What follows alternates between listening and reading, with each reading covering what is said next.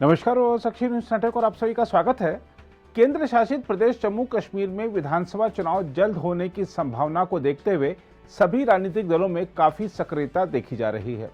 DDC चुनाव में सबसे बड़ी पार्टी बनकर उभरी बीजेपी का लक्ष्य है कि जम्मू कश्मीर में इस बार अपने दम पर सरकार बनाई जाए।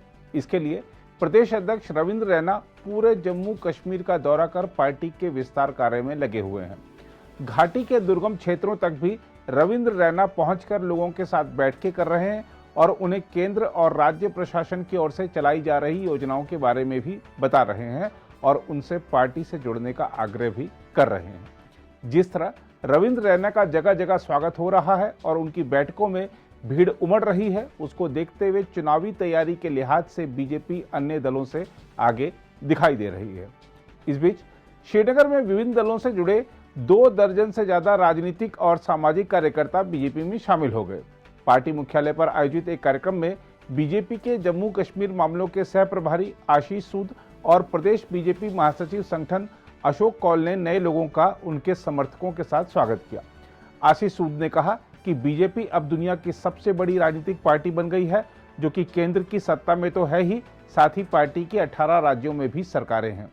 इस अवसर पर प्रभासाक्षी समता ने जब बीजेपी में शामिल होने वाले लोगों से बातचीत की तो सभी ने कहा कि वह इस पार्टी का सुशासन तथा सबका साथ, सबका विकास और सबका विश्वास नीति के प्रति आकर्षित होकर यहाँ आए हैं।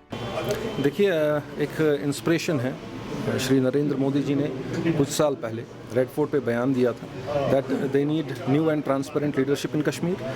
नंबर 2, एक नेपोटिज्म और ख़ानदानी राज ख़त्म हो जाएगा। तो सिंस आर्टिकल 370 हम लोगों की नज़र ग्राउंड ज़ीरो पे रही है, क्योंकि शाना बशाना हम लोग ग्राउंड ज़ीरो पे काम करते हैं लोगों के साथ। जो देखने को मिला वो ये कि वाकई में ख़ानदानी राज ख़त्म हो रहा है, नई लीडरशिप सामने आ रही है। जो वोटिंग परसेंटेज यहाँ पे 5 से 7% तक की हुआ करती थी, वही वोटिंग परसेंटेज आज 35 से 37% और 40% तक छूने को जा रही है। और जो नए लीडर्स उभर के आ रहे हैं, और मुझे लगता है भाजपा के अलावा उनको कोई एम्पावर नहीं कर सकता। अगर बहुत सारी पॉलिटिकल पार्टी जहां ऑलरेडी है तो आज है कहाँ वो? जो कांग्रेस जो है, जिसको हम एक टाइम पे देश का सबसे बड़ी जो पार्टी थी, वो आज है कहाँ? वो आज एक एनजीओ की शक्ल जो है वो इख्तियार कर चुकी है। क्योंकि जो पॉलिटिकल पार्टी अपनी लीडरशिप की इज़्ज़त ना करे, जो पॉलिटिकल पार्टी लोगों के मैंडेट की इज़्ज़त ना करे, वो पार्टी कहीं टिक नहीं पाती। जो यहाँ के रीजनल पॉलिटिकल पार्टीज़ के बारे में बात करूँ, मैं आपको एक चीज़ बता दूँ कि कश्मीर में पिछले 30 साल से एनसीपीडीपी इसके बगैर कोई नई पॉलिटिकल पार्टी नहीं आ रही थी।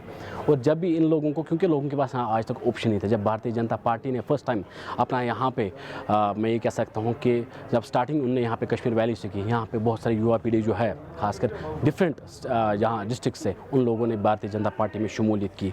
और मैंने भी जब भारतीय जनता पार्टी में शमूलियत की, क्योंकि मैं एक विचारधारा को लेकर भारतीय जनता पार्टी में गया था।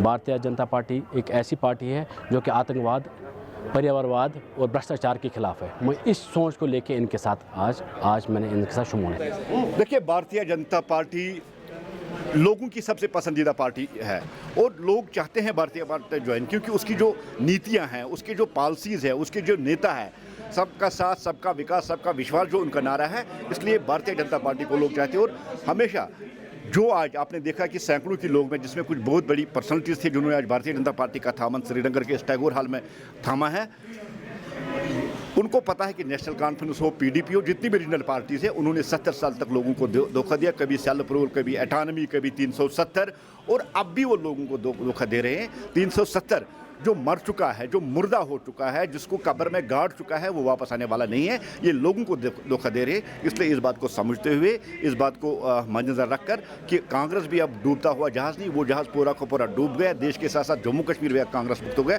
इसलिए वाहिद ऑप्शन है, वाहिद जो पसंदीदा पार्टी है, जो सबकी चाहती हुई पार्टी है, वो भारतीय जनता पार्टी। इसलिए भारतीय जनता पार्टी को ज्वाइन कर रहे हैं। आज मैं सोच समझ कर मैं आज बीजेपी ज्वाइन कर रहा हूँ। तो इसलिए कि लोग परेशान हैं, लोगों के काम हो जाए, लोगों की कोई रसाई नहीं है, किसी के पास जा नहीं सकते। पावर तो इनके पास है, हुकूमत इनकी है, तो यहाँ जो भी पॉलिटिकल पार्टियाँ हैं तो वो तो कुछ कर नहीं सकते हैं। इस वक्त मैंने ये कहूँगा कि उनने काम नहीं किया, उन्हें भी बहुत काम किया, क्यों नहीं किया, मगर इस वक्त जो वक्त की ज़रूरत है, तो जो पोलिटिकल एनालिस्ट कहते हैं तकरीबन 10-30 बरस तक अभी बीजेपी रहे तो हिंदुस्तान में ये काम हो जाएगी। मैं वहाँ पर कोशिश करूँगा कि इनका काम हो जाए। Thank you sir. Thank you.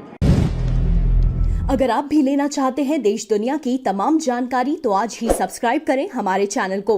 साथ ही नीचे दिए बेल आइकन को जरूर दबाएं ताकि हर अपडेट आप तक पहुंच सके।